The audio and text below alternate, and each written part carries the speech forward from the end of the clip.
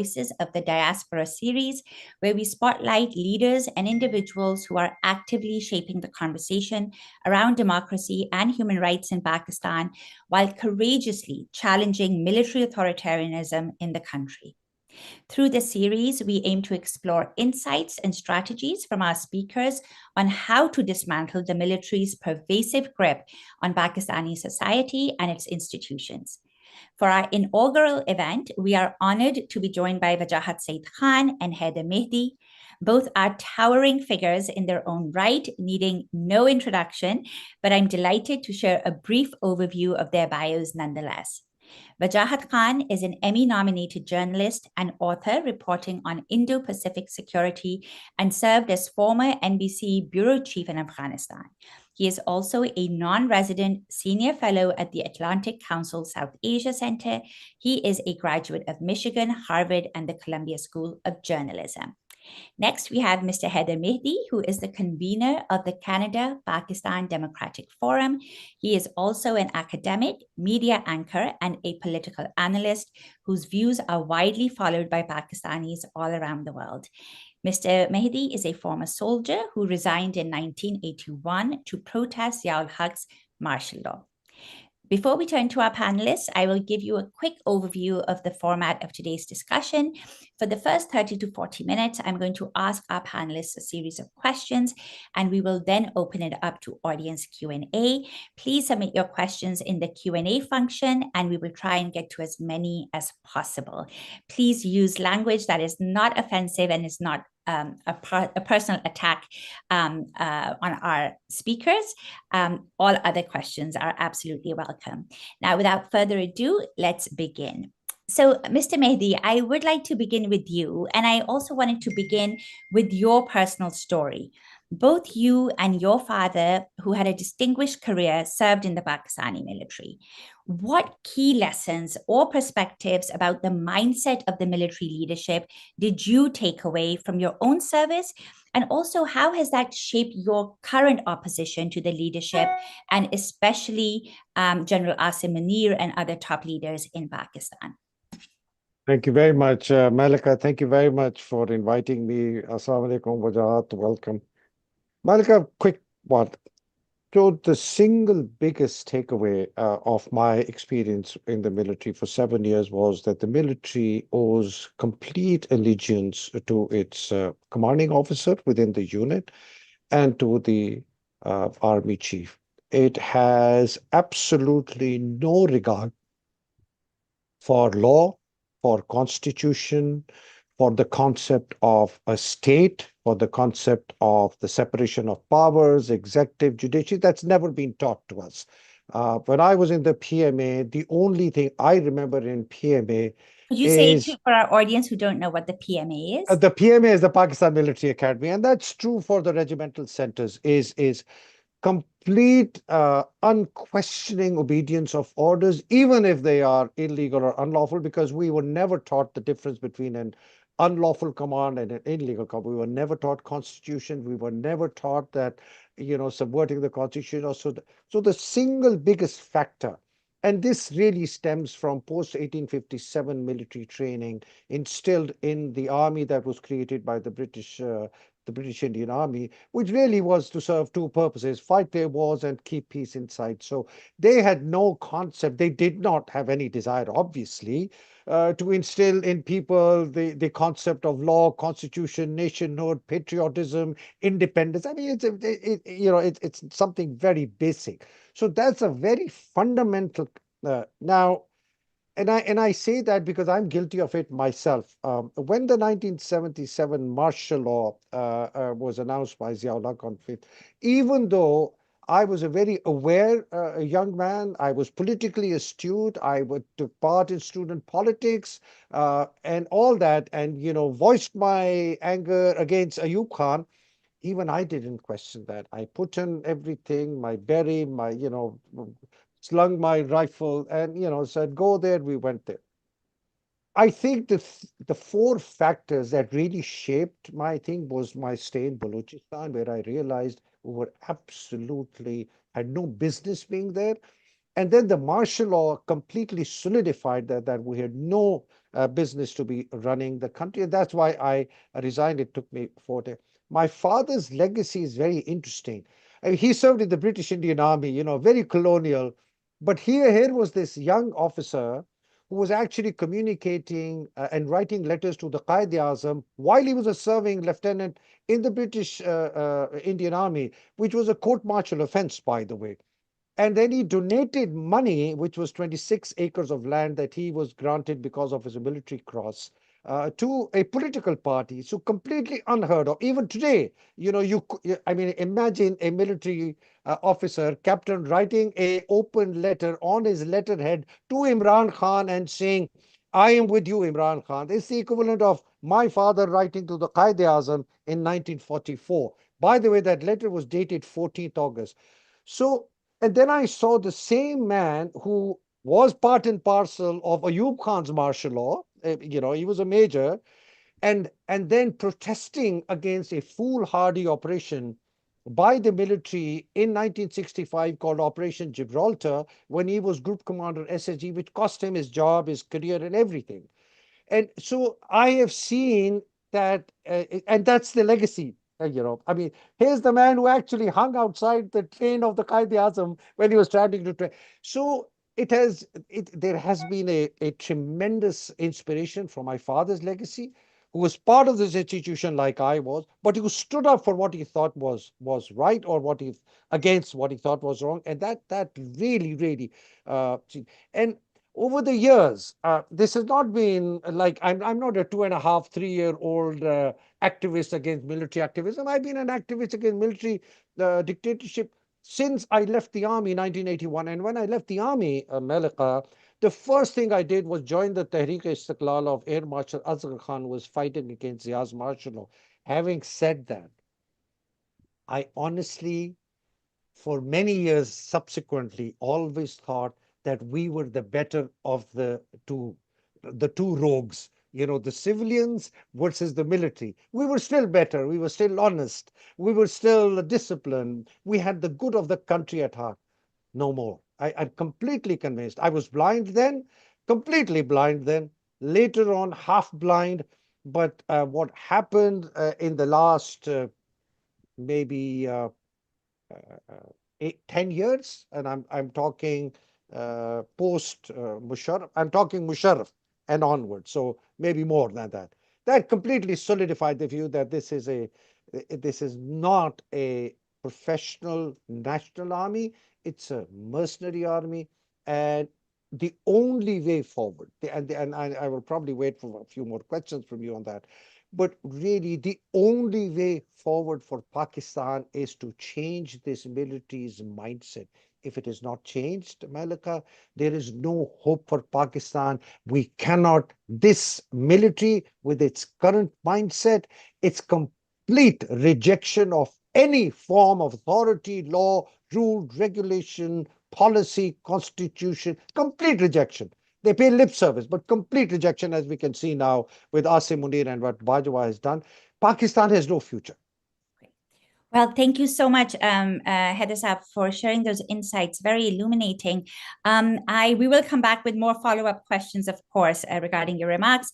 Wajahat, let me now turn to you. You've become a vocal critic of Pakistan's military leadership in recent years.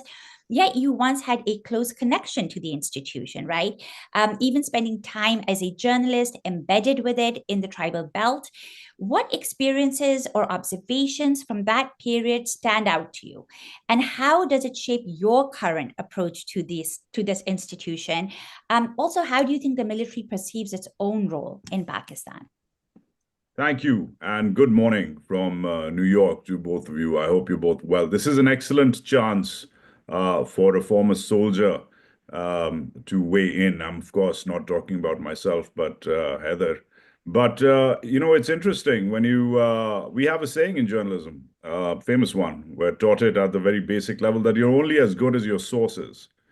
And when you spend a lot of time with the military, as I did, you, well, become as good as your sources. You really get inside their head, you really try to understand what this great mythical beast known as the Pakistan Army is. Now, just to be very clear, And I used to say this on all my assignments. Anytime I landed, and not just in the tribal areas, but in Balochistan or the line of control or the Indian maritime border, whether I was on a Navy ship or a Air Force squadron, usually when I'd chopper in and land in and get to know the guys and start talking and figuring out what the story is, I'd be very clear that reporting on the army is not reporting for the army. There's a slight difference. We're not there to do propaganda schemes. We're trying to tell an interesting and important story. The reason I chose personally to pivot away from mainstream political reporting, which I did, but less so because there's so many other people doing it, and try to concentrate on really understanding and emphasizing the importance of getting inside the head of this animal, the world's fifth largest military machine, the world's only nuclear-armed Islamic military. It was difficult. It was difficult, firstly, on a personal level. A lot of colleagues did not agree that I should spend so much time and risk so much. When you're out there on the front lines, you're getting shot at just like the rest of these guys. When you come back to your hometown, you're targeted by the bad guys, the terrorists, just like the rest of these guys. So you already put yourself out on a limb doing the story, but the story was really important because Pakistan was going through a great tumult. Pakistan was going through the deadliest period of the war against terror in the post-Musharraf era. This is the Kiani years and the Rahil years. And unfortunately, those metrics of casualties, fatalities, incidents, terror events are being revisited again. Now we're back there.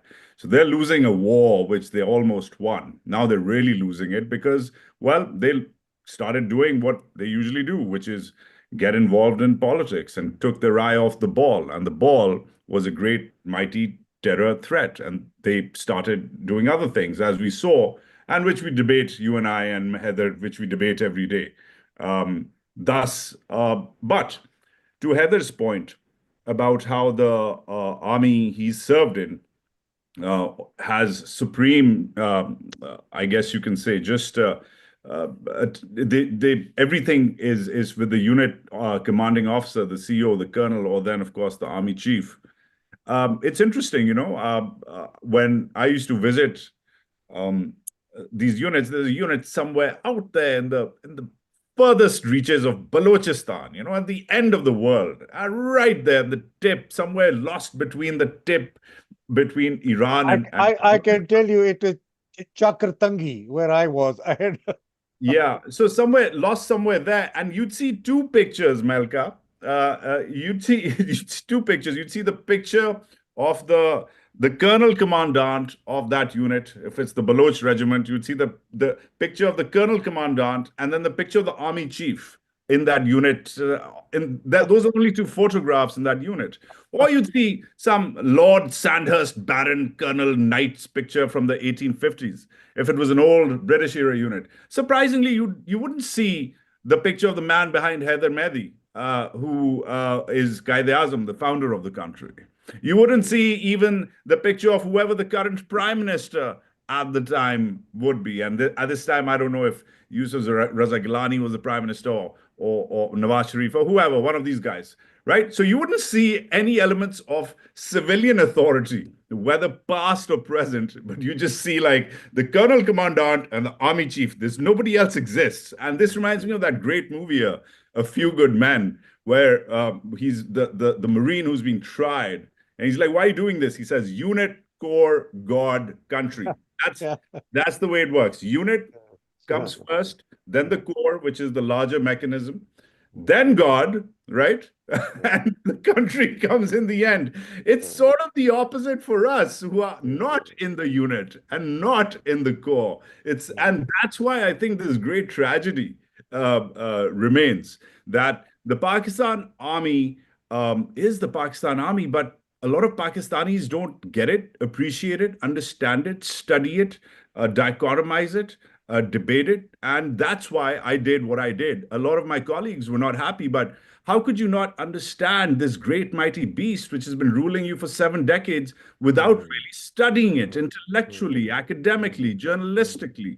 And that's why I like I said, I put life and limb at risk to get it. And as they say in Urdu, na inki dosti achhi hai, na inki dushmani achhi hai. So being a living proof of that great muhavra, Yeah, I must say that I hope I've answered your question. That the only thing I really got away from it is that their strength is their weakness, and their weakness is their strength. The fact that they are one of the world's most disciplined organizations is not just something they laud about. They're a remarkable presence in the global security arena, whether it's the United Nations or the global counterterrorism effort. yeah, They're pretty good, but that problem itself, when it comes to civilian control, becomes a problem, because what is a legal order in the battlefield, which they go on to excellent. deliver really well, becomes an illegal order in the streets of Lahore, Karachi, or Quetta or Islamabad, where they are forced that same discipline which they execute with impunity in the battlefield should not apply to the streets and the stadiums and the classrooms and the lecture halls and the courts and the Absolutely. I mean, and the they have no parliament business. Absolutely, they have no and the business being parliament of Pakistan. And right. that's unfortunately where there's this the slip between the cup and the lip, and Yeah. that's where our debate starts really. Absolutely. No, I think that's very revealing. And and we'll come back. Malika, let me just, before you go to your next question with me, Yeah, and if you can summarize I'd just like to add on to what Wajahat said. I'll just take a 2-minute rejoinder and then we'll go to the question. sure. Briefly, Hedasab, yes. Yes, briefly. So Malika, there are 10 factors that define the Pakistan Army today. The first factor is that their military training does not allow them to differentiate between an illegal command and a lawful command. That's number one. The second is, we've repeated it 2 times, the loyalty to the institution, not to the country. They have no fear of punishment if they violate the law and the constitution, because they've not seen anyone punished for that. Their employment benefits, their security and power, which accrues to them because of the uniform, makes them feel that they are completely safe and not vulnerable to any action, legal or illegal. Mhm. The last 40 years have given them an insensitivity towards killing, with the massive killing that has taken place in the Afghan Jihad, the war on terror, what's happened in KP. So this army, I was not part of that army which had killed tens of thousands of people or thrown people out of helicopters. So there is a major mind shift that has happened. The officer quality has it's virtually destroyed. The where they come from in terms of ethics and values are the ethics and values of criminals and corrupt people, because that's where their background is. There is no merit. There's no it's an army which nepotism is the order of the day, and today they greatly fear revenge and punishment from the people of Pakistan. The powers of the army chief keep them bound, and they've got a psychopath as an army chief. So putting all this together, this is a beast that is severely psychologically, emotionally, structurally, organizationally damaged. Sure. So absolutely. And I think that that is the core of the discussion. And we do want to get, more into that. But I also want to talk about the institutions. And in terms of, you're talking about this massive institution, like how do we challenge it? So over the past few years, even decades, Hedasab, so many of Pakistan's institutions, such as the judiciary, the parliament, the media, have been hollowed out, either because of military coercion or because of widespread corruption. Considering Pakistan's current landscape and all that is happening in the international arena, what institution or movement, whether inside the country or outside of it, do you see as the biggest challenge to the Pakistani military's authority and influence? Thank you. I'm going to take this on from where Wajahat left off, and he said their biggest weakness and their biggest strength. The Pakistan Army's biggest threat is from within the army, because it is hanging literally by a thread, which is the army chief, the authority of the army chief. So as soon as the authority of the army chief is challenged, and it's historically we've seen it challenged by within the generals, right? So Ayub, Yahya, Zia, it was not overtly challenged, but covertly challenged. They blew him up. Musharraf, Kiani, and the lot. So that's one way. That weakness, as soon as four generals gang together, walk into Asim Munir's office and say, "Sir, I think you're not unwell. You're unwell, and you really need to see a doctor." And this Major Wajahat Hussain is going to escort you to CMH. That's the end of Asim. It's as simple as that. Honestly, I'm telling you. And then somebody else will come over, and but nothing else will change. A face will change. In this particular situation, I think Asim's removal by the army generals may actually save Pakistan, unless we then descend into chaos. So one is the army itself. Young Turks, perhaps, maybe unlikely. It is the level of control and intelligence that now operates within the army is unbelievable. Husbands don't talk to wives. I know that. I know officers, serving officers, generals, they don't talk to their mothers. They don't talk to their brothers. They don't talk to their sisters. They don't talk to their nieces and nephews. They're so scared that somehow they. So Young Turks are unlikely. People on the street is the second biggest challenge. And I think that is something that Asim is scared of. Streets flooded to bring the country to an economic standstill. That's what scares them. Not a demonstration and a speech in Sawabi or a speech in Karachi. No, no. A flooding the streets. So that's a fear. And he's kind of tried to address that by killing those people on the 26th of November to instill so much fear that don't you dare come out on the street.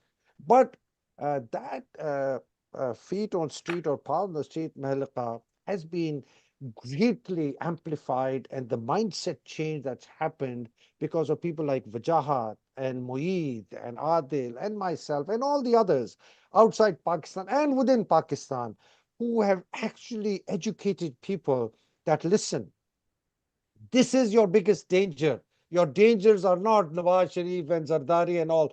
वो तो हैं चोर. Those people are crooks. They are criminals. They will do exactly what they want to do, which is rape and pillage and loot and plunder the country. But the people who are propping them up is this organization. We need to get this. So that is the second biggest danger I see that he's, and hence the massive crackdown, and it will go further. My sense is that he's comfortable. Asim is comfortable because he says, I've got the executive under control, I've got the parliament under control, I've got the judiciary under control, I've got the constitutional benches. People are scared to come out. I've got the army kind of under control. I'm telling the generals, I am your best bet to save your back, to save you if Trump were to, and now I'm coming to the fourth, if there is an external pressure on you from somebody like Trump. And what they fear most is punishment. The army mind fears nothing more than saying someone who's stronger than me will punish me, right? That's what they fear, the enemy. Trump is not an enemy, but they know Trump can impose sanctions on them. Trump can seize their assets. Trump can put a travel ban on them. Trump can start criminal proceedings. Trump can wink at the IMF and say, don't give them the money, can tell the World Bank, don't give them, can even tell Saudi Arabia and UAE, don't do anything with the military regime till I tell you to, with Pakistan till I tell you to.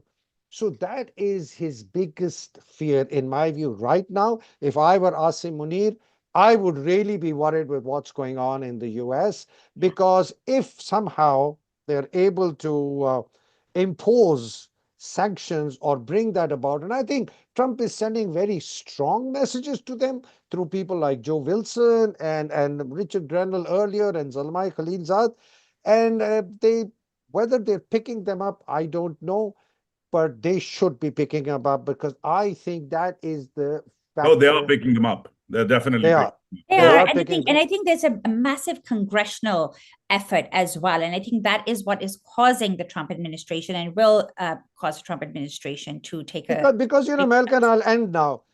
They're very tactical in their view. The military mindset doesn't see beyond the hillock that they have to attack and capture, right? Yeah. And they'll go and capture that hillock, and then they'll say, okay, what next? honestly, they think they've got a strategic brain. They don't have a strategic. And people like Asim Munir and Bajwa actually symbolize the devastation, the intellectual and the professional devastation that has impacted the Pakistan army, because these people, if Asim Munir had been in my unit when I was serving, this guy would probably not have gone beyond major, probably. Mhm. And his best ERE, extra regimental employment, would have been a quartermaster of some Boondocks NLI unit, and out. So with Right, Bajwa, right. these guys had, yeah. Thank you, Adisab. And we'll come back to this. And, but I really want to sort of also move to another subject. And that is we talk about, you, Adisab, just said, people are too afraid to come out at this point, while street power might have a massive impact. But Wajahat, I really wanted to talk about the repressive environment in which civil society actors, pro-democracy activists, human rights defenders have to operate within Pakistan, right? So as a journalist, you have witnessed firsthand the challenges faced by your peers in Pakistan. At the congressional briefing that you were recently at, you spoke really powerfully about the murders of Arshad Sharif and Salim Shahzad. Self-censorship is rampant. Could you talk, especially like with laws like PICA and others? So even when journalists want to speak out against military authoritarianism, they are either targeted, disappeared, or killed. What can be done to ease these pressures on Pakistani journalists in Pakistan, and what role can international organizations play? What are your thoughts about that? Like, how do we increase that space in this current environment? Yeah, I don't want to become, I don't want to focus this on just journalism. Yeah, just the regular civil society So space. let's just expand into the larger civil Yeah. society space, or even forget civil society, Malika. Let's just take examples from pretty much any field you think of. Mhm. The numbers are staggering. Journalism, the numbers have dropped as far as the RSF or the CPJ's indices are concerned. Pakistan has featured in the CPJ's most unsafe countries for a decade now. For a decade now. The only other South Asian country with the same numbers in the last 10 years, top 10, is Afghanistan. India is not there. It's a terrible country for journalists, but it's not there. Bangladesh is not there. It's also a terrible country for journalists. We're just being consistently good at being bad with journalism, right? So we're up with the Afghans. The only thing the Afghans are seemingly better than us now, of course, is cricket, which is sad. But we're right there, down with them in all those indices. Then, if you move on to other areas, people are lighting themselves up and self-immolating themselves, killing themselves with fire outside the Lahore High Court. Now, that doesn't say much about the judiciary or the legal system. This has just happened in the last week. There are huge parts of Balochistan, the province I hail from, I was born in and raised in, which is strategically critical. It's got a 1,000-kilometer border with Iran. It's got a huge border with Afghanistan. It's got a 1,000-kilometer coastal line. And yet, parts of this so-called strategic critical province, at least 7 districts, according to the former Deputy Speaker of the National Assembly, Qasim Suri, who you and I were in conference with just a few days ago, at least 7 districts of this province, with documentary evidence to prove, are not in the military's direct control. People are just controlling. There's a state within the state over there, and it's not the Pakistani state, it's the Baloch state.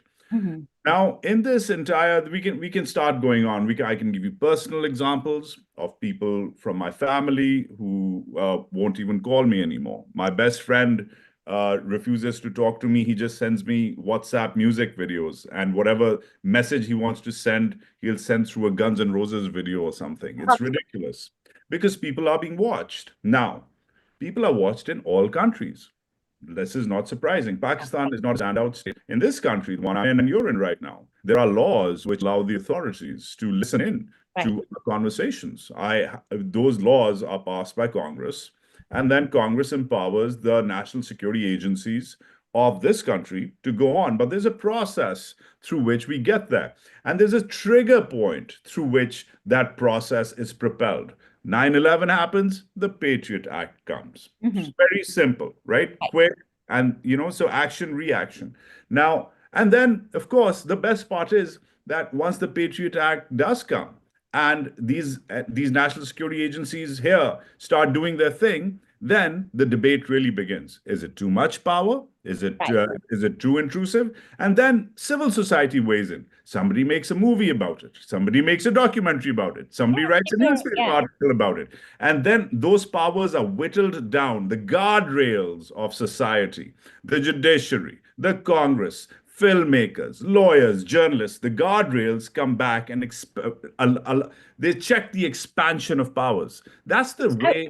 Right. So in Pakistan, though, what do we do with that? So the key question there is guardrails. There are no guardrails anymore. What are guardrails? Guardrails are those things on the side of the road which basically make sure that when you're driving down at 100 kilometers an hour, you don't veer off and you don't go and kill yourself and everybody else in the car or down there with you.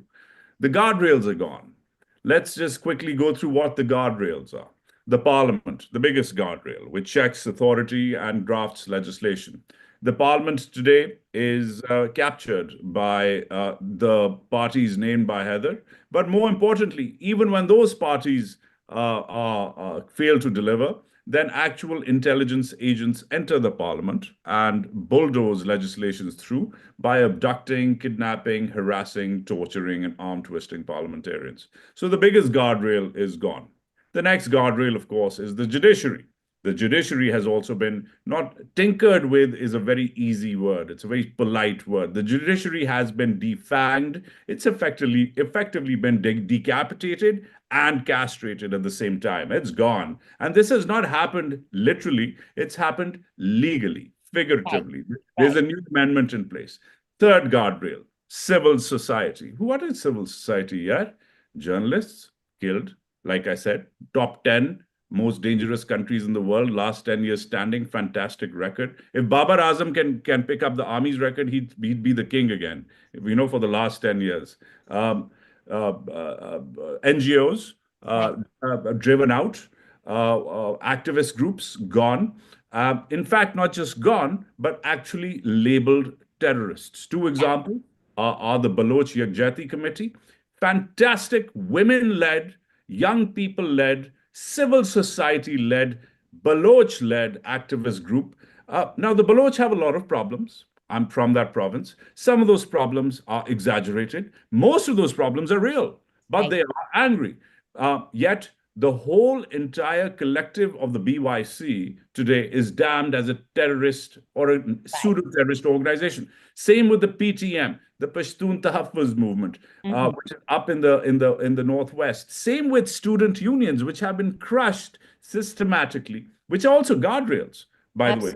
And I think you've identified the problem really well. I mean, identified so the question really you should be asking is, how do we, the guardrails have been upended, how do we raise those guardrails again? Yes. And that's where I think we should all start focusing on what we can do here. Those guardrails are gone. We're probably the diaspora and the activists in the diaspora who can do this freely, relatively speaking. I still fear for my family back home.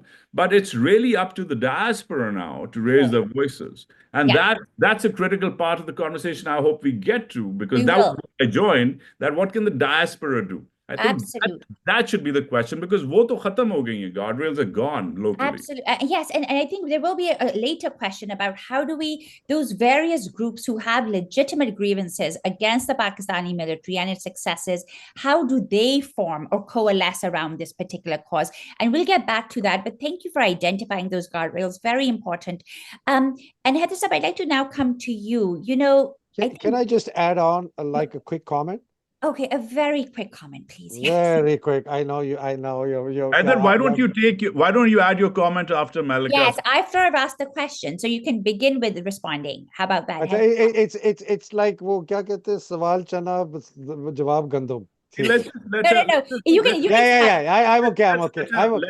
Let her Okay. prepare the conversation further. Okay. So I think one thing, guys, that we've seen that has been unprecedented, right, over the past 3 years. And Heather Saab, you've said that you have been militating, have been active against the Pakistani military's leadership and its authoritarianism for decades now.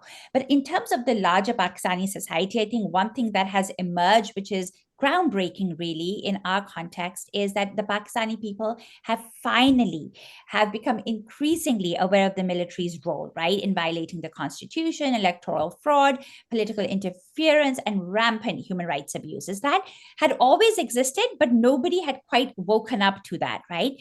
So I just want to come back to your role at this time, and how do you view your role and the role of the diaspora in this shifting awareness, and what difference do you think these efforts are making? Huge. I think it's, and I'm not talking just about myself. I'm really talking about people like Wajahat here, Moeed, and many others.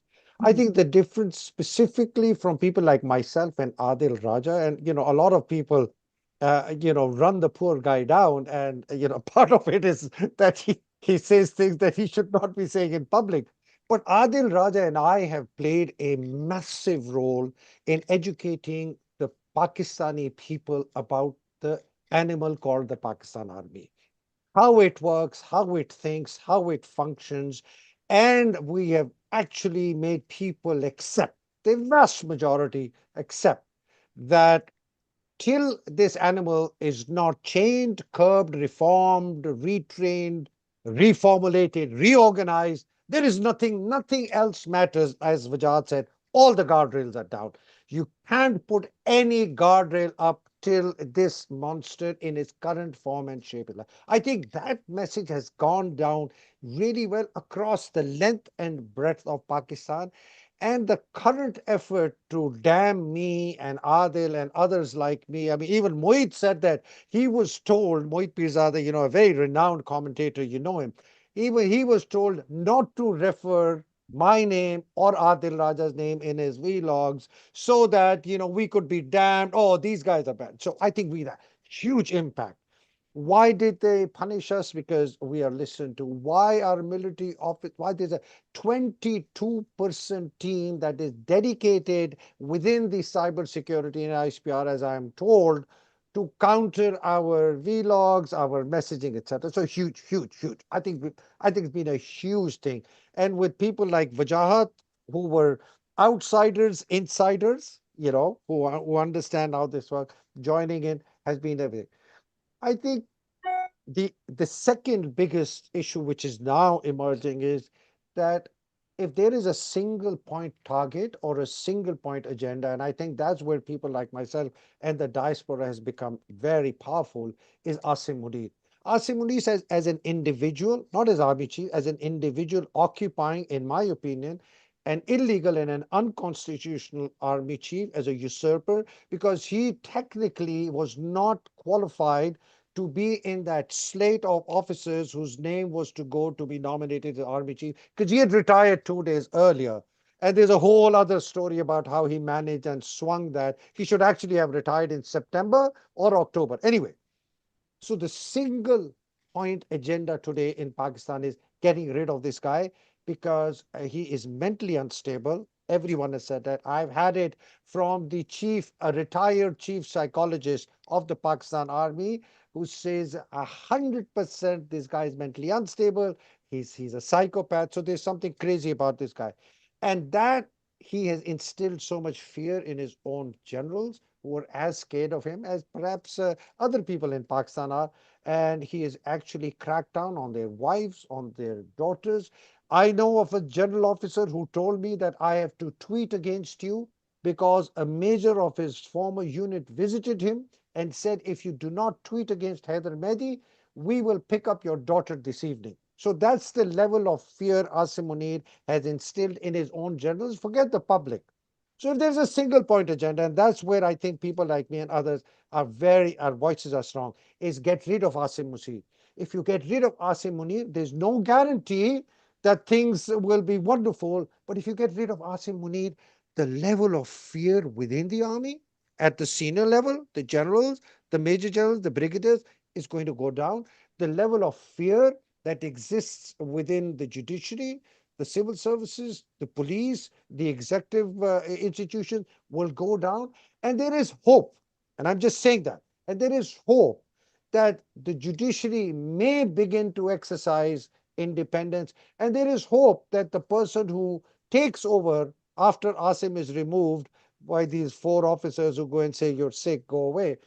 Because that's the single point. Because I tell you what is the alternate, and I'll end there. Melka, the alternate is horrible. The alternate is that this corrosive acid that is now flowing all over Pakistan has destroyed all institutions, removed all the guardrails.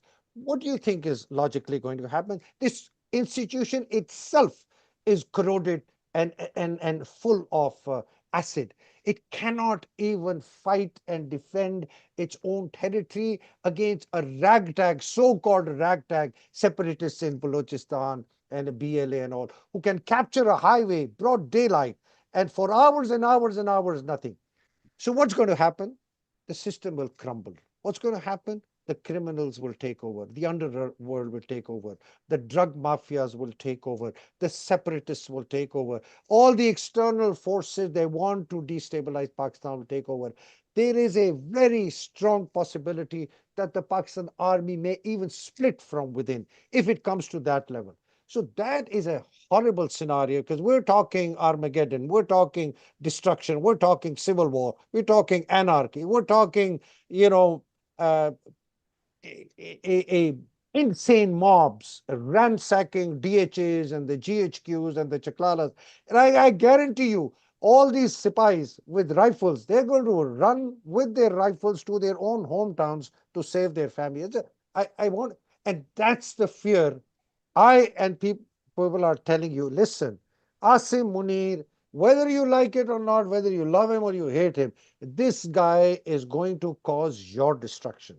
He's going to cause your houses to be burnt down. He's going to cause your families to be subjected to very inhuman torture. So I'm not trying to kind of build a huge a fear or a burning platform kind of scenario, but I'm telling that that's what's going to happen. That's what happened to Libya, happened to Iraq, that's happened to Syria. When the institutions break down, when the army becomes weak, what do you happen? The system crumbles, right? Right. So yes, increasing destabilization, we're absolutely seeing that. So I am going to turn to Wajahat. This is my last question to you, and then we're going to open it up to audience Q&A. I will ask our audience to please submit your questions in the Q&A function, and we'll try and get to as many as we can. So Wajahat, again, a broader picture last question to you is, what do you think is the most vital contribution that in this current scenario that Haider Mehdi Saab also spoke about, that the Pakistani American diaspora or diasporas around the world can make from, wherever they are? And how do you see yourself influencing this conversation about the Pakistani military during this really pivotal time? I think I have the 3D strategy. I've learned this from the army. They have these funny words, the 5 R's and the 3 D's and the 10 G's. But my 3 D's are delve, debate, and deliver. We need to delve into the subject as concerned diaspora members, whether we are the Pakistani American diaspora, which is around 1.2 million, whether we are the Canadian diaspora, which is growing in numbers. The largest Western Hemisphere diaspora is Britain, which is not as sophisticated as it should be, but that is because of Britain's civil society manifest. But they are picking up the pace. And of course, the diaspora which is most disconnected, unfortunately, is the Middle East diaspora. But that's because they live in police states. There's huge numbers of them. They dwarf the rest of us in numbers. But unfortunately, they are quite disconnected because of the repressive regimes they live under. So they're a different conversation, my friends in the UAE or Saudi Arabia, Oman, Bahrain, Kuwait, etc. But let's just concentrate on the Western Hemisphere, on us. Delve, debate, and deliver. By delving, we really need to start understanding, reading, organizing exactly what we're doing right now. Somebody just said only 700 people, as a Tana, probably one of the paid ISI trolls who troll our lives, said only 700 people are watching this broadcast. What are you going to do? I think 700, by the way, my paid ISI friend, my Mr. Troll or Miss Troll, 700 is enough, right? It took about half a dozen people to make Pakistan. That was the vanguard of the Muslim League. 700 is a lot more than that. So when we delve, we start getting to know each other. We start getting to work with each other, which is exactly, for example, how this is happening. You and I and Heather met in New Jersey. You're not from New Jersey. I'm definitely not from New Jersey. Never going there. Heather's not from New Jersey at all. And yet we met in Jersey, and here we are working together in our second or third project together. And that's what delving is. The next, of course, is debate. And by the way, delving means that join your local organization. Join, if you're in Texas, there's groups out there who are working on all sorts of issues. Some are working on domestic abuse, but they are now pivoting towards this. Some are helping autistic children of Pakistani descent. But I've noticed that those groups are starting to pivot towards this cause. Right. So join your local organized group, join your local student union, join your local caucus, however it's organized. Get to know your local community. Don't live under a rock wherever you are. So that's one. Two is debate. Debate is natural. It should be allowed. It's healthy. And out of debate comes this. I might not agree with a lot of what Heather says and vice versa. And yet, here we are conversing together. So that's the next level is debate. But debate isn't just amongst ourselves. Debate also then takes us to the next level, to our congressional representatives. This is a democratic country. In fact, if you're in Canada, America, Britain, you have local representatives. Engage them, talk to them. Don't just talk to them about the local masjid needing repairs or your local high school team needing funding. You can say that, listen, I feel threatened. My chacha, mama, dada, property, whatever, best friend who's back home feels threatened because of policies your government has had a role to play in. I need you to speak up for me and fix this. And that's where the whole understanding of transnational repression and fighting it through your own outreach comes. That's debate. That's next. So don't just debate like this or on WhatsApp with each other. Right. There's a lot of Pakistanis on a lot of WhatsApp groups all over the Western Hemisphere, calling each other names, calling each other traitors, calling Imran a hero, calling Nawaz a chore. Stop that. That's good, but stop that for a minute. Leave that WhatsApp group. Get up. Go to your local congressional rep, even go to your local mayor. Maybe she or he will connect you to the local Congress member and start talking to them. That's the most basic thing you can do is to reach out. That's debate. And the next level, of course, is deliver. Start delivering or helping leaders like you, Melika, you've arisen as a leader of the Pakistani diaspora. Like Heather, I don't consider myself a leader at all, but I'll tell you what, I'm not a follower of a damn thing. But overall, there are people who can help deliver, and those are the movements you should join. Some of these movements are shoddy, some of them are disorganized, some of them are super politicized, but try to find through the best way possible, the best people who can represent you and deliver for you. This is a very transparent system. There's a front door to everything. The least you can do is, get up and tweet to your congressman if they're not responding. You know, put them in a situation, put them in the spotlight instead of wasting time. Unfortunately, through the decades, and I've had three different experiences in America through three different decades. In the 90s, I was in college here. In the 2000s, I was in grad school here. And in the 2010s, I was in another grad school here. And all I've seen, the common trait is that the diaspora is very, very organized at a very local level, but they're hyper-local. They also confuse their zakat with their contribution to civil society. Right. Making a mosque in Pakistan or a school in Pakistan, that's zakat. That's on you. But this is what Imran Khan calls jihad. This is different. This is another pillar of Islam, and this is another pillar of speaking truth to power is a very different concept. Yeah. So So making sure that you're organized is something I've noticed is, mashallah, say it's only changing now. And the greatest contribution, and I must say this openly and clearly, is that the greatest contribution, Khan is a lot of things. Khan has a lot of strengths and as many weaknesses. But the one thing that he's done through going through whatever he's going through and through saying whatever he's saying is that he's galvanized, mashallah, say the diaspora in such a way that this is happening. This was not happening in the 90s. This was not happening in the 2000s. In the 90s, we were in a repressive military regime. In the late 90s and 2000s, we didn't organize like this. In the 2010s, we were in the throes of the war against terror, Osama, drone attacks. We didn't organize like this. What is it that Imran Khan has touched upon? What nerve has he touched of the people of Pakistan, whether they're over there or over here, that has triggered them to do this? That's something we must really think deeply about and appreciate and work on. I know. And why does that resonate so much? Because so many of the people here in the diaspora, even who are working to bring democracy and human rights to Pakistan, they're not necessarily PTI supporters, right? They're not necessarily Imran Khan supporters, but just the message is so powerful that now is the time to hold the military accountable for everything that it's done. And we'll come back. We have a few questions. Oh, yes. Just a quick one. Malika, I missed the part about the diaspora. It's really, really critical because that was the question. So, he said 3Ds, I have 1D, which is destroy the cancer in Pakistan, which means to destroy the power of the Pakistan army's misuse and abuse, which means destroy Asim Munir currently sitting on that. And I think the diaspora has played a tremendous role. Because its role is educating and informing people within the army to move against Asim. Whether they do that or not, I don't know. They're educating and making the people aware in Pakistan.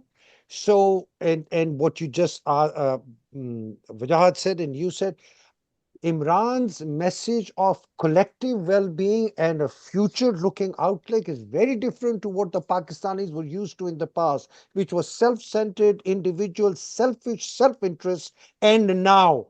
And these two became very obvious when we saw the by-elections in Punjab and we saw the 8th February. But the external factor in destroying Asim Munir and removing him from power and hoping for the guardrails to start to come up is what the diaspora can do really well, and it is doing really well. I think influencing Trump, the Pakistan Democracy Act by Joe Wilson, people like yourself, people like PakPak, people like First Pakistan Global, people like other organizations that are getting together to bring together a binding congressional resolution to impose sanctions on generals, on Asim Munir, naming them, shaming them, having them criminally prosecuted. This is huge. I mean, this is nothing small. And if someone somehow they convince the Trump administration that if you stop the IMF from funding this illegal regime propped up by the Pakistan army through the IMF or the World Bank, stop the Saudi Arabia and UAE buying into shares in Reko and Balochistan, which, by the way, they'll be very stupid to do because they're not going to get a sliver out of that. The Balochi separatists are not going to let them go. I think the Pakistani American diaspora is doing an amazing job, has done an amazing job, and their influence is the only fear that Asim today has is the influence of the Pakistani American diaspora. And my appeal to all of you is, please don't fall into this trap. Please don't fall into his deception. Please don't be divided. Please stay united. Please work on a single point agenda to convict, to have sanctions imposed against Asim Munir and the generals. And with that, we hope to see the opening of the gates of a better, prosperous, free, democratic Pakistan. Absolutely. And I think both of you have answered a lot of some of the questions that our viewers have already put in there in the chat as well, and also in the Q&A function about what more could the diaspora be doing. And we can get to that. But I think there's a very interesting question that I would love for either of you to respond. It says, why did Pakistan Global and PakPak have the US involved when they are the main reason for the turmoil all around the world and the main reason Imran Khan was ousted? I think that's a big question that people have. And who would like to answer that first? Wajahat, do you want to go next? Do you want to? I don't get the gist of the question. I think they're saying, well, when the US was involved and has been orchestrating regime changes, directly or indirectly in Pakistan and other parts of the world, why are we now looking to the US to become a savior of sorts for Pakistan? I think that is. Okay, yeah, nice. Okay, I like that. It's a very common sense question, and this is something we need to understand. Listen, not everything is a Jewish conspiracy, as we've been taught in Pakistani textbooks growing up. All right, there are guardrails within the system too. There are front doors through this system too. Sure, the Pentagon and CIA and other national security agencies of this country, this great country, I might add, have done some really terrible things with some just really good countries. Pakistan is among them. It's not the only victim of America's problems and crimes in the international arena. However, there is a front door here, and that front door is the legislature. It starts at the local level. It starts with your local mayor. It goes on to your state level representatives, your state Congress, and there is one. It then goes on to the Congress in DC. It goes up to the Senate. It goes up all the way to the White House. And as an active member, as someone who has the right to vote, you can raise your hand. One person can start knocking on doors, starting from the mayoral level to the gubernatorial level to the congressional level and all the way up, because that is the way the system works. Now, why isn't America, for example, doing anything about Israel? Or why isn't America doing anything about India? Well, that's not because they have a special place in their hearts for the people of those countries, but because the communities here have, through decades, knocked on that front door and also made sure that the back door is locked as well. So the American deep state, as Donald Trump calls it, doesn't get its own ideas. So they stick with what the voters here, supporters here want. And thus, influence can be executed through policy maneuvers, which are not necessarily backdoor maneuvers. The military in Pakistan has been very good at knocking on the back door. Right. They can't come on the front door, so the only back door opens. But we can't get to the back door. Nobody watching this can walk up to Langley and have a chat with the new director of the CIA. At least I hope not. If they do, please DM me, right? But what you can do is call through a few weeks, maybe a few months of process and trying an effort, and maybe have the new director of the CIA appear in a congressional briefing and answer for the CIA's involvement in supporting this regime. Absolutely. That is something which only you can do. The army can't do that. You can do that. So start doing it and join the organizations which have been behind the effort. And by the way, I'm not making this up. HR Resolution 901, the congressional debriefing of Donald Lu. These are things that the Pakistani diaspora, PakPak, First Pak Global, etc., have done. A basic journalist like me can go there and sit in Congress and talk to, I think it was 7 or 8 congresspersons. So premised on that, this is real. You have the power in your hand as a part and parcel of the citizenry of this country. And this is the moment, guys. Thank you. I mean, Wajahat, you really answered that so exceptionally well and in a lot of detail. I'll only just add one thing, as also, CAPJ has also been involved in these efforts with First Pakistan Global and others. And I will just say this, that yes, absolutely, there's a recognition among the diaspora here that the US has been involved in horrendous crimes around the world.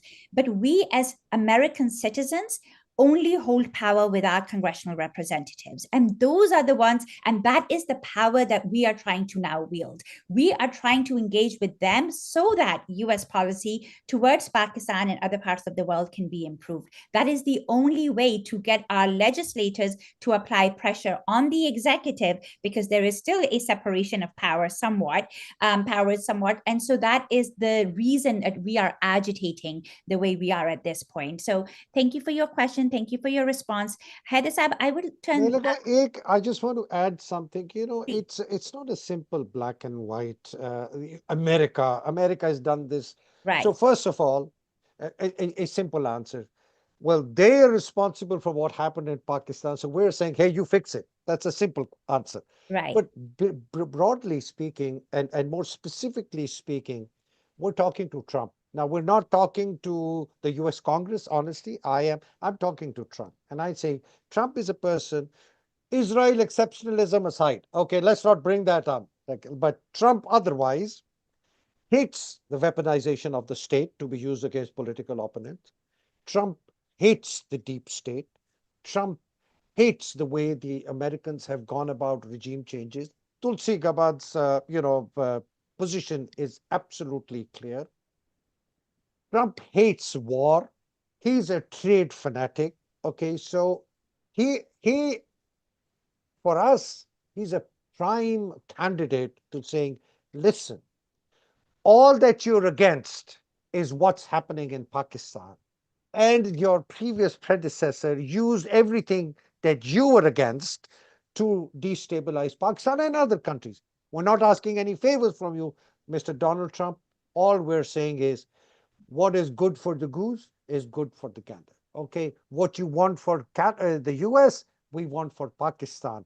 We don't want interference. We don't want regime change. We don't want you propping up a military, illegal, authoritarian regime propped up by the military. We don't want you supporting Asim Munir. We don't want you falling into the trap that there is a terrorist threat on the borders and, oh, the army is the only savior, so please support us.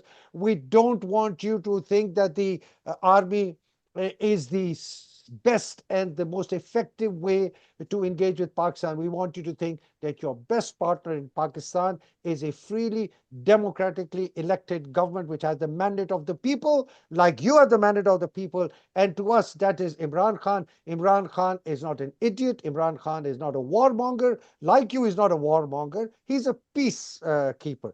He will be your best person to engage with.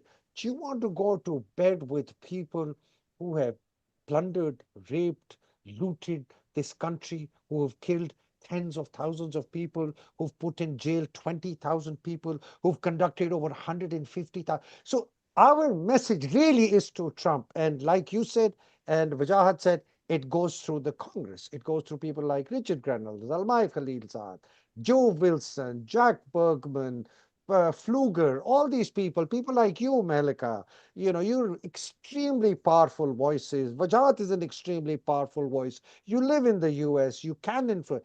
The message for the Pakistani diaspora to Donald Trump and his administration is, we don't want you to support the military in Pakistan because we're a nuclear armed state. And, Paul Kapoor's designation as the undersecretary for in place of Donald, who tells us that Trump's vision for Pakistan has this big headline saying, nuclear weapons, fix this. Right. So, yeah. Absolutely. No, thank you, Haider Saab. That was super powerful.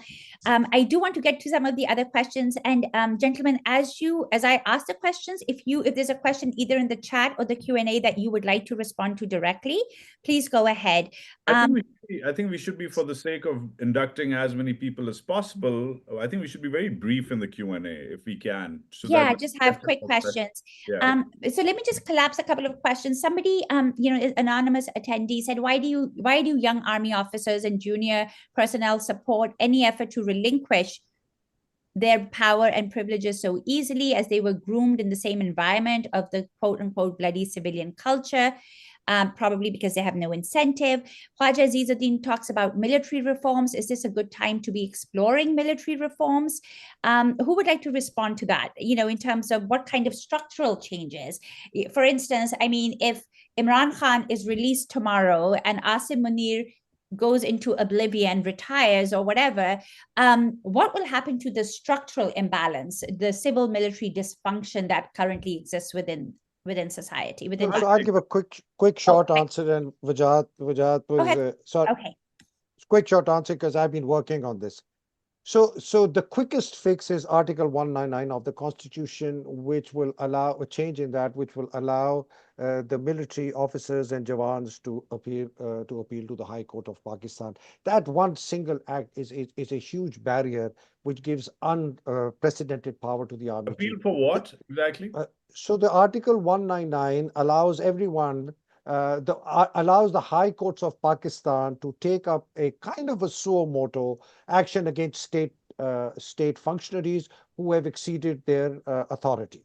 So this Article 199 of the Constitution, it actually the only state functionaries which do not come under Article 199 of the Constitution is the military, and this was became part of the Constitution very early on, and it was retained in the 73 Constitution. I don't know why.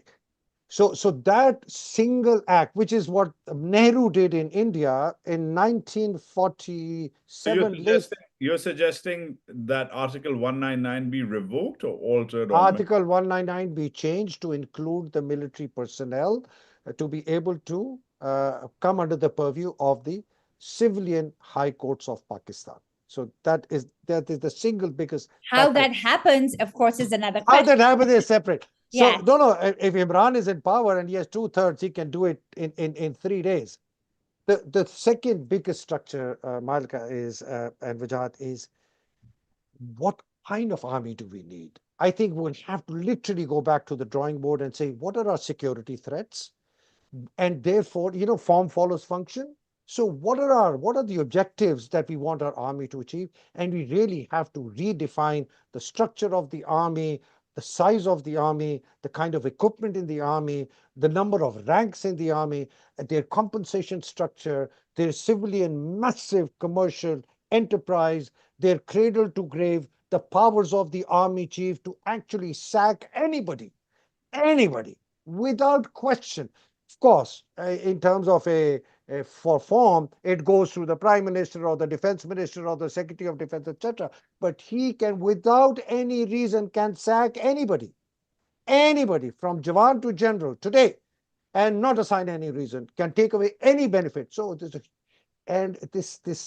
commercial benefits that the military officers enjoy, right from the rank of major going up to the general, it has made them completely spineless. I mean, when we were in the army, our salary used to finish on the 15th, right? And we didn't have money, and we had to take loans to pay our mess bills, etc. If our mess bill went a little above the... So what I'm saying is massive restructuring and reform, and a lot of work has already been done. I think we're ready to reform this army. Okay, thank you, Hadisab. Wajahat, would you like to add something more to this, or should we go on to the next question? We're sort of approaching. Yeah, I think real quickly, just the fact that, I mean, that sounds in principle fantastic, but I'm more interested in actual practical solutions. I mean, we all agree that the army has overstepped its ambit. It's unaffordable. It's not feasible. It's clearly not even practical. The way it's losing the war against terror right now in Pakistan, the way the emphasis on the ground forces belies any understanding of modern aviation technology. The fact that the Indo-Pacific theater is the next future theater of war, and yet our Navy is puny compared to our ground forces. All of these are question marks, which we all agree on. Academics agree on, journalists agree on, regular people agree on. I'm more interested in practical solutions to reform the military. And as far as I'm concerned, I can only see 2 practical solutions. One is a terrible solution: war, total war, which is the only way an army is destroyed, dissolved, or debilitated. War against another country or war against... It doesn't matter at this rate that they're involved in both, right? Total war basically defangs the military. And Allah na kare, ke khuda na khasta, that ever happens to the Islamic Republic of Pakistan. The other, of course, is actually changes from within. Now, within is a very, very loaded word here. Within the country, which they don't really care for, within the executive and judiciary, legal authority, which they don't really care for, as pointed out by Heather in Article 199, or within themselves. And I think that the most realistic way forward is for this military to start reforming from within itself. There have been shades, moments, not very bright ones, but definitely glimmers of reform which have happened. For example, under Musharraf, they became a little tighter around the CT paradigm, the counterterrorism paradigm under Kayani. They reconfigured some of the commands, but those were all very practical, operational purposes for which they were doing it. Defanging, taking out that political venom, which then poisons the rest of the country, that's not something which will come easily to the army. But if a Pakistan army soldier is watching this show, then he should be aware of the following things. If there is no debate within the army to restructure and go back to the barracks, which is what my theme on approaching the army is, then overexposure, overextension is going to create fatigue and unaffordability for you. The more you overexpand into cricket, which you have, the more cricket will fail, which it has, and the worse it'll be for you reputationally, which you have seen. The more you expand into the judiciary, the worse it'll be for you, as you can see. The more you will get pushback, the more you expand. So go back to the barracks, do your job, and let us do ours. And trust me, you will do your job better. You will get lauded for it because you're just doing one job, and you will let us do our jobs. Right now, you're doing our jobs, and that's something where reform should be debated within yourselves. There's a lot of examples from other countries, for example, Indonesia, which I don't want to get into right now. We don't have the space for that. But I think practically the question mark is, can this army sit down and reform itself? And the simple answer is currently no, because as a famous military historian once said, the only thing more difficult than putting a new idea into an army is taking an old idea out of it. Well said. So Monica, I'd like to agree with my friend Wajahat, but unfortunately I can't. The problem is the mindset. They're never going to reform from it. It's a mindset. It's a culture. So yes, and I think both of you have sort of identified two very different approaches. I think Wajahat has said yes, only from the inside, and I think Haider Saab has said that is never happening, or it could happen, but he's saying that it really there needs to be because we've seen historically some minor changes, but the mindset hasn't changed.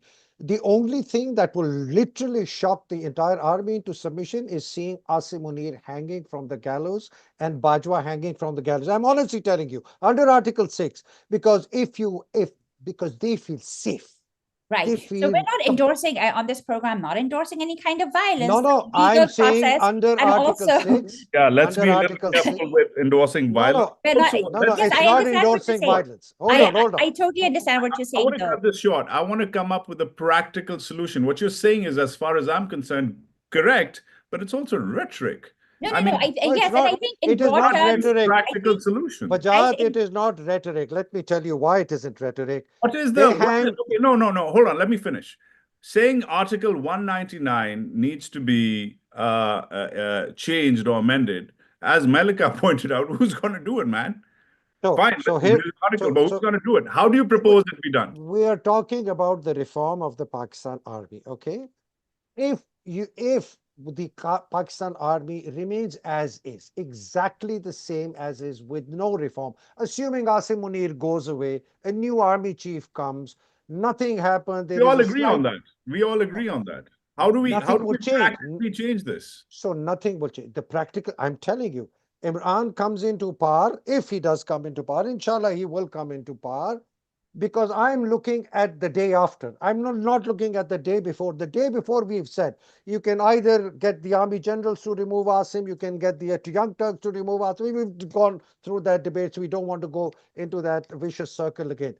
I am saying that the solution long-term for Pakistan is not the army reforming itself from within, because it will never happen. It is Well, an it's not going to impossibility. reform from without, except one. I have one practical solution, Malika.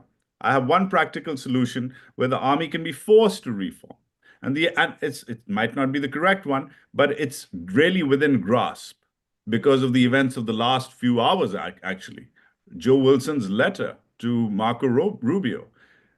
Sanctions, targeted sanctions, not against the people of Pakistan, not against even the Pakistan army, but against the top leadership of the Pakistani military. Absolutely. And I think the targeted sanctions thing that we're all working towards right now as well goes to Heather Saab's bigger point, which is that of accountability, right? As long as these people are allowed to operate with impunity, this will continue. And so whether it's pressure from within or without, we have to hold military and civilian leaders who are perpetrating these human rights violations accountable for what they've done over the past few years, but also the past, as the institution has done over the past few decades. So guys, I know that we are at the end of our time. We did have some amazing questions left.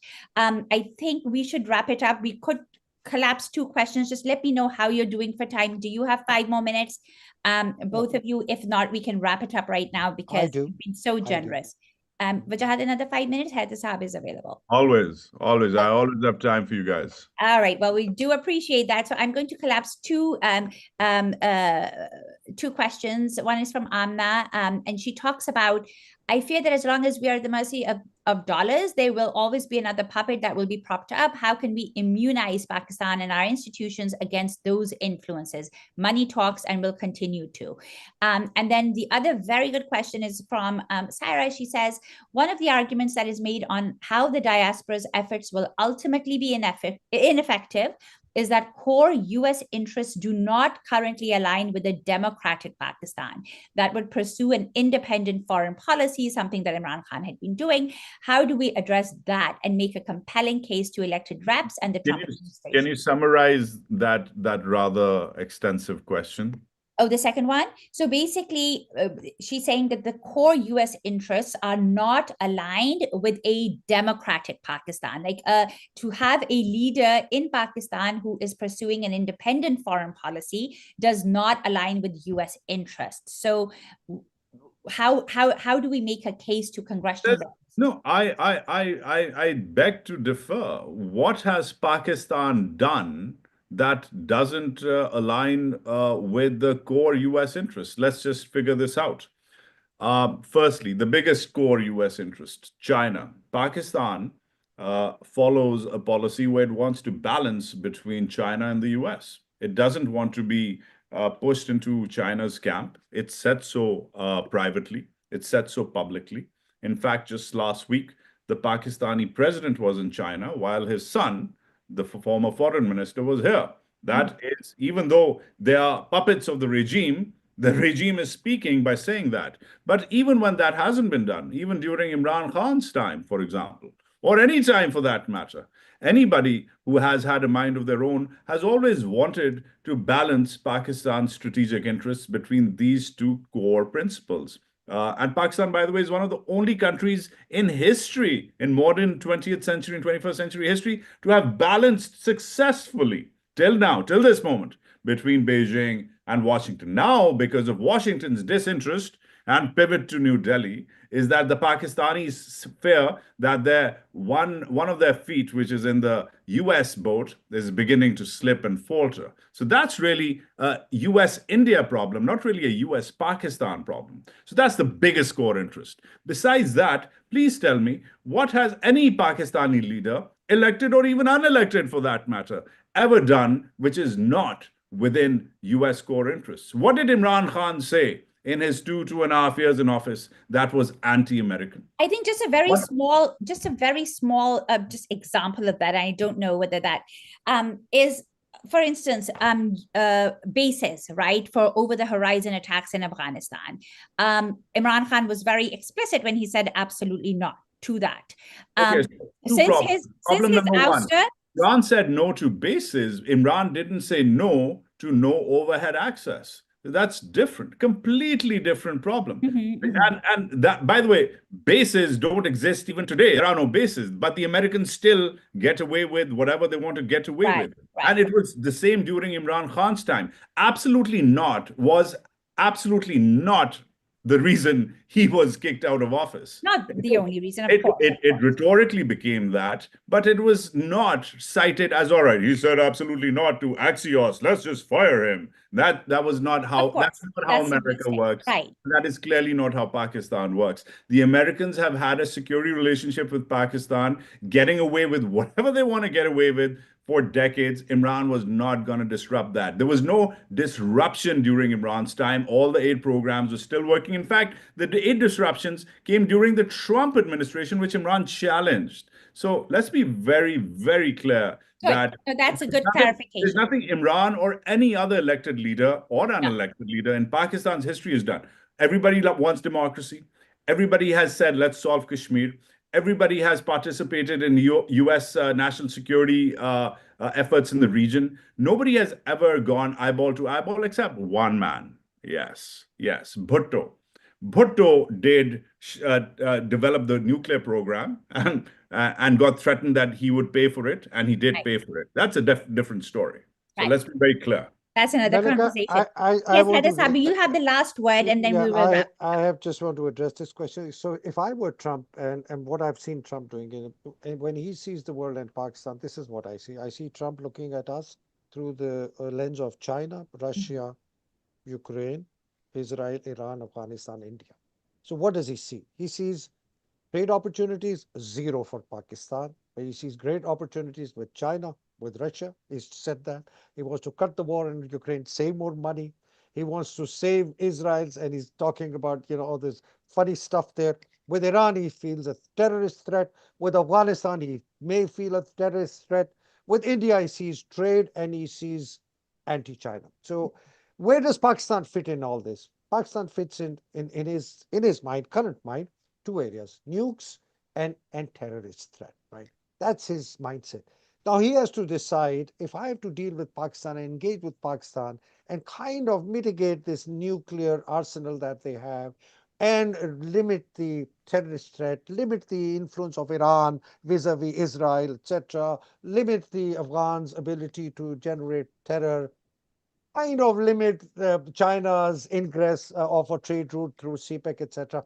Who is my best partner to deal with in Pakistan? That's really the question he has to ask himself. And the answer is it the military under Asim? Is it the military under another general? Is Mhm. it the People's Party or the Muslim, or is it Imran? Really, that's it. That's on his plate. I think he's taken that decision. I think his decision is, I think I'll be able to engage more effectively and better with somebody like Imran Khan, not necessarily knowing that Imran will agree with him, which Imran will never, I agree, but he thinks that his ability to engage with Pakistan eh, will be served better if Imran Khan and a representative government is in power versus dealing with the military, and certainly not with Asim, and certainly not with another general. And I think the goose is cooked for the Muslim Yeah, League and for the People's Party. I defer. I think the main prism through which President Trump is currently looking at South Asia is through the India prism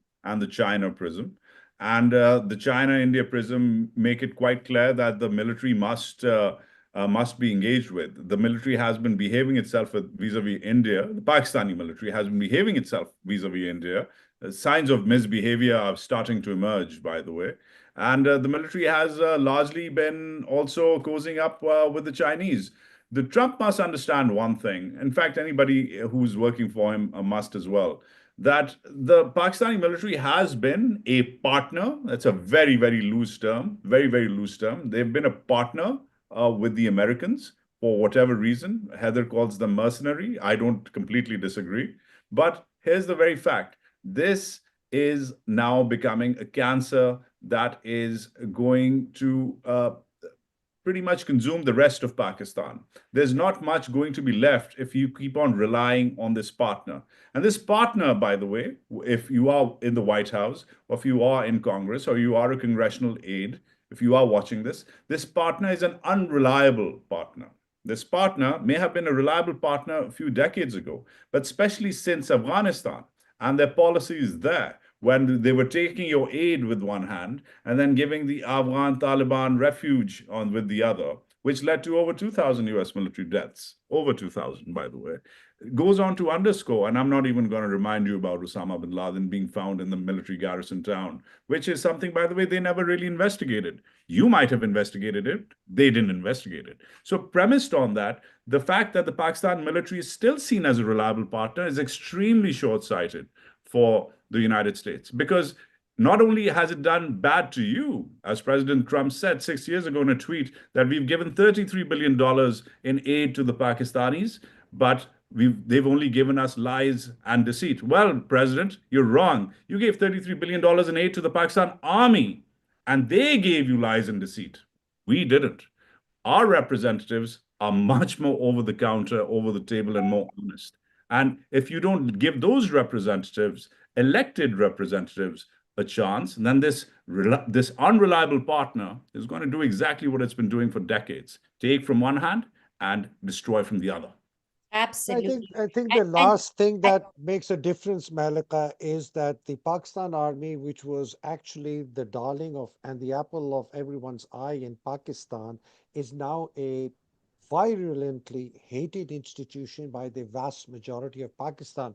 So a fundamental paradigm shift has taken place in Pakistan, and this partner, which people believed in, and hence the Americans were able to use it because it had the goodwill of the people, is now universally the most hated institution in the army. So that paradigm shift was completely changed the way the Trump is looking at Pakistan. And our role, absolutely well said, gentlemen, and our role here in the diaspora is to convince our representatives and the administration of this truth, the fact that it's an unreliable partner, in that it doesn't deliver, and also because it has also within the country, it is held with so much contempt now that to continue to support it is no longer tenable. And with that, I would like to extend my heartfelt gratitude to both Wajahat and Haider Saab for sharing their very profound insights, their personal experiences, and very, very bold perspectives with us today. You know, with both courage and clarity, you have illuminated the many challenges facing Pakistan's democracy and the urgent need to confront military overreach. So with that, thank you so much for being here. To everyone who joined us, thank you for being part of this conversation. We hope you will join us for future events in our Voices of the Diaspora series, which is just getting started. This was just the first conversation, and we will have more voices in the mix in the next few weeks and months. And please stay connected with us for future events, and let's keep this momentum alive. Wajahat and Haider, again, thank you so much. Thank you, Malika. I'd like to thank Haider for his time and you for your time, and especially the participants, both on Zoom and on YouTube who were watching this. Really appreciate it. It was awesome. It's the best part, again, is to always try to do what I say and preach is those 3 Ds, those delve, debate, and deliver. So I hope you do that as well. Absolutely. And, you guys I would end with my D, which is destroy the state.